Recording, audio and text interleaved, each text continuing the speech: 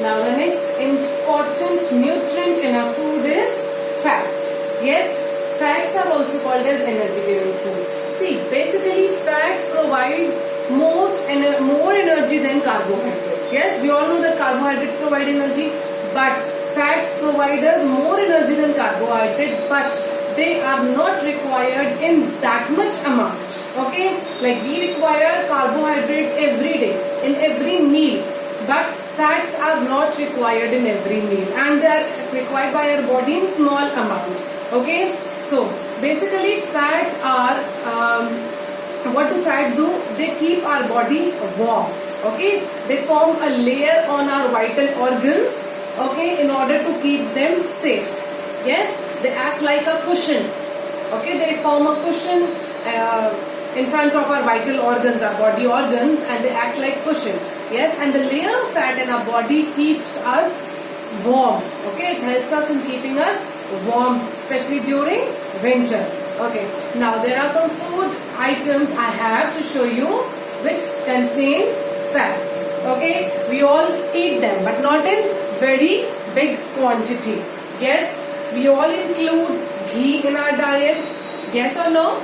Yes. There are many types of ghee available in the market, and it is also made at home from the cream. Yes, from the milk cream it is made at home. Now, cheese. Yes, there are many types of cheese available in the market. Nowadays it is prepared at home also. Yes, butter.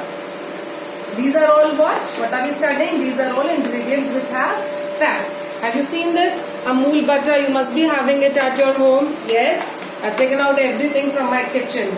Yeah, okay. So now such type of cheese are also available. Cheese cubes, Amul cheese, and there are different varieties.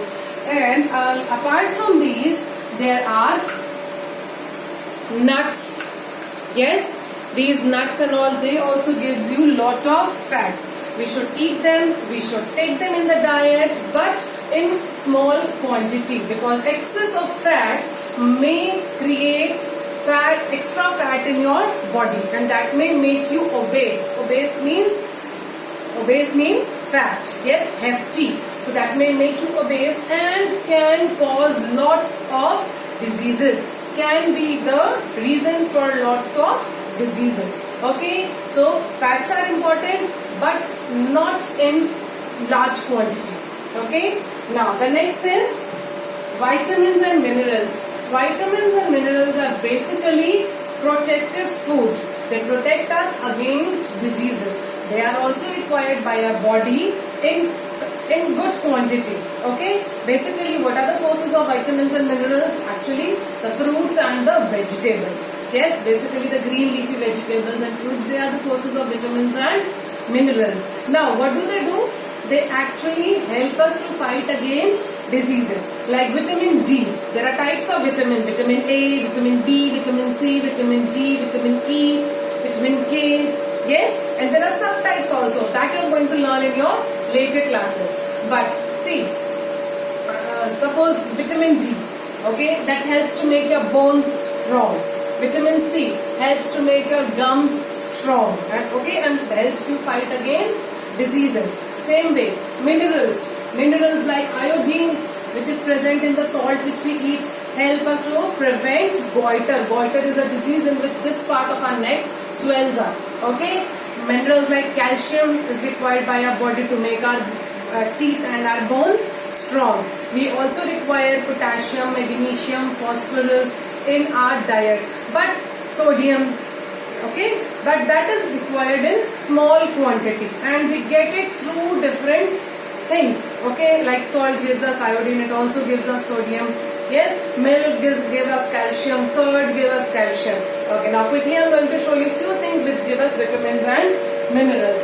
Okay, like these vegetables like carrots, capsicum, tomato, although it's called a fruit, but we consider it as a vegetable.